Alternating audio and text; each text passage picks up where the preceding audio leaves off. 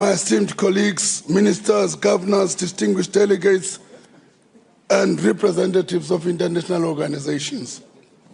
It's my honor and privilege to welcome you all to the third G20 Finance Ministers and Central Bank Governors meeting, and the last one meeting to be held in South Africa under the South African presidency. We gather here in a beautiful province of KwaZulu-Natal, a region rich in natural splendor and cultural heritage, and I believe a fitting setting to reflect on both the complexity and the promise of our shared global agenda. I suspect if you will see the heritage during dinner, I suspect we're having a different style of dance than we would have seen in Cape Town,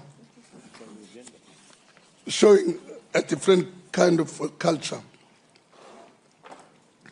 This province has the distinct honor and privilege to have been the home of Mahatma Gandhi for a large part of his stay in South Africa that spanned 21 years, and namely from 1893 to 1914. Gandhi had a profound and multifaceted impact on India and South Africa, and many drew inspiration from his across the globe, including Nelson Mandela in his quest to lead South Africa to independence. As leaders, there's a great deal that, as a collective, we can learn from both Gandhi and Mandela. We have often been revered as the fathers of their nation as we reflect on both the complexity and the promise of our shared global agenda. Let me extend our deepest appreciation to all delegates, especially those who have traveled from afar, for your continued commitment to this important global forum. I would also like to thank our international partners for their sustained engagement and valuable technical support throughout the deliberations. Colleagues, we meet at a time of a fragile global economic growth. While inflation is gradually moderating and financial conditions have started to stabilize in some regions, uncertainty continues to weigh heavily on global growth prospects. Rising trade barriers, persistent global imbalances, and new geopolitical risks are significant concerns. Many developing countries, especially in Africa, remain burdened by high and rising debt vulnerabilities, constrained fiscal space, and high cost of capital that limits their ability to invest in their people and their futures. Technological shifts, especially in the artificial intelligence and digital finance, offer tremendous potential, but also demand robust governance and coordinated action to harness the opportunities, mitigate the risks such as job displacement, and bridge digital divide towards inclusive growth. At the same time, climate-related shocks and extreme weather events are increasing in frequency and severity worldwide, impacting lives, livelihoods, and macroeconomic stability. The cumulative impact of these cascading challenges is pushing the achievement of the Sustainable Development Goals by 2030 further out of reach. Developing countries face a staggering financing gap of 4 trillion every year. The message from the Forum for Fourth Financing for Development Conference in Spain was unequivocal. We must act decisively, choose cooperation over fragmentation, unity over division, and action over inertia before the window to deliver on our shared commitment closes. This message resonates well with the following observation from Gandhi, and I quote, "The difference between what we do and what we are capable of doing would suffice to solve most of our world's problems," close quote. In this regard, South Africa is inspired by the leadership of Spain and the United Nations in charting and navigating a successful FFT4 conference which contributes towards addressing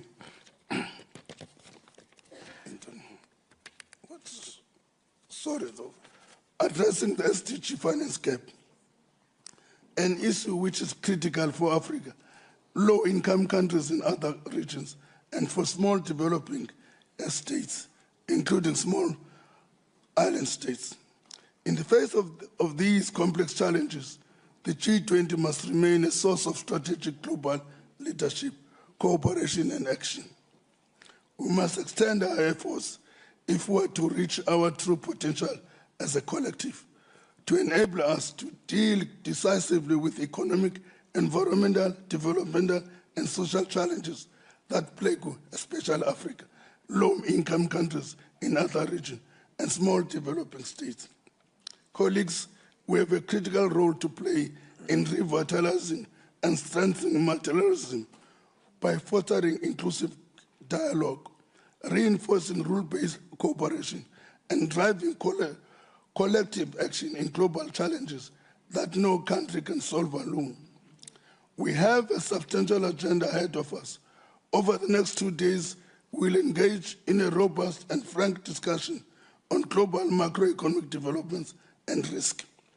We'll also take time to focus on the real economy that will provide a platform for concrete, action-oriented dialogue on how we can better support emerging and developing economies. Today, we'll consider pragmatic action to reform the international financial architecture, how to scale up the mobilization of infrastructure finance, as well as to strengthen international taxation.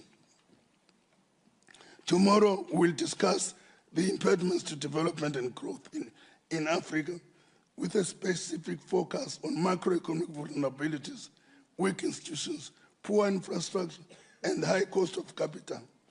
There will also be a discussion on the mobilization of sustainable finance, financial sector issues, and financial inclusion.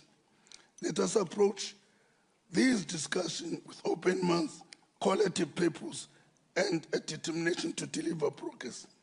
The need for bold, cooperative leadership has never been greater. I thank you, and I look forward to a productive and forward-looking set of discussions over the next 2 days. Thank you. Over to you, Governor.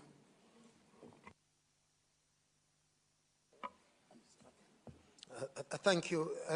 Thank you very much, Minister. Good morning, ministers and fellow governors. Let me also extend my welcome to our penultimate meeting as finance ministers.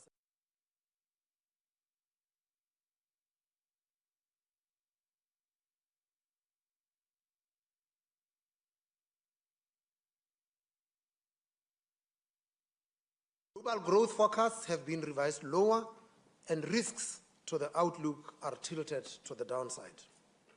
While inflation has broadly eased across countries, inflation remains higher than desired and persistent. Central banks have to skillfully navigate what uncertainty means for both their price and financial stability mandates. I'm hopeful that our discussions here today will shed more light on our challenges. These developments are unfolding against a backdrop of elevated debt and emerging risks to financial stability. According to the OECD, the world has already shifted to a new debt paradigm, with governments and companies borrowing around $10 trillion more per year than in the pre-COVID period.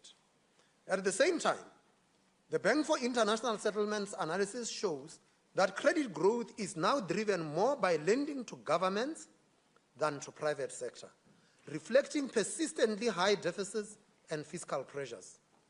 This evolving landscape raises the stakes on the interaction between fiscal and monetary policy, especially in avoiding fiscal dominance and maintaining financial stability.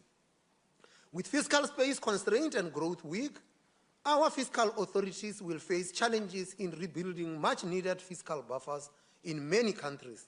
Fiscal risks continue to drive up long-term yields and debt service costs.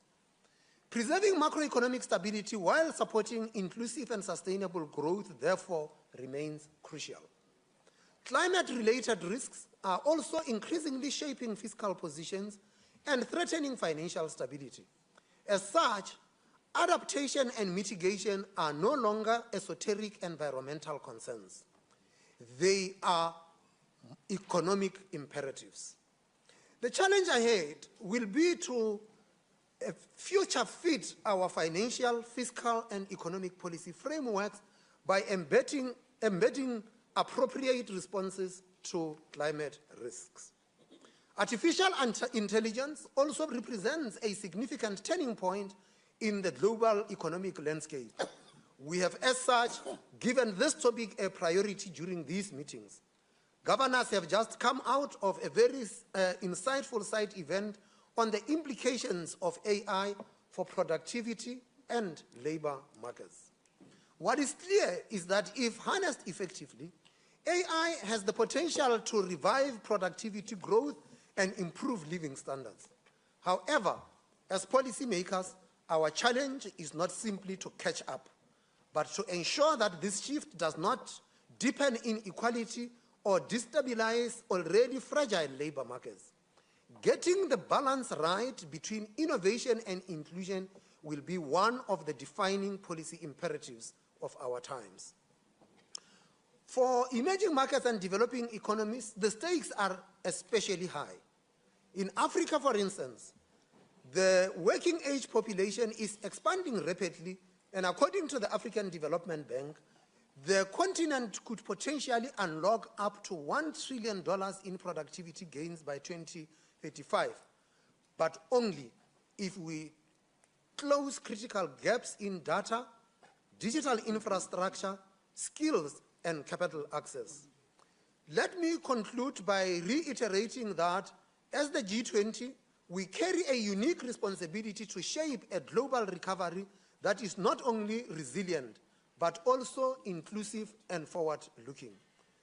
This means deepening policy coordination, advancing structural reforms, investing in economies to adapt, to compete, and to thrive in a rapidly evolving global landscape. It also means ensuring that the gains of technological progress are broadly shared and to the benefit of all. The choices we make now, during these times of heightened uncertainty, will shape the future of global economic cooperation. I look forward to a rich discussion.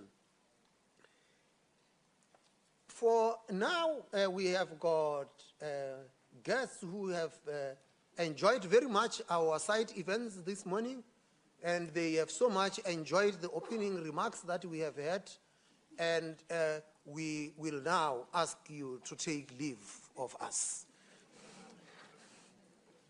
Zakis, take your people.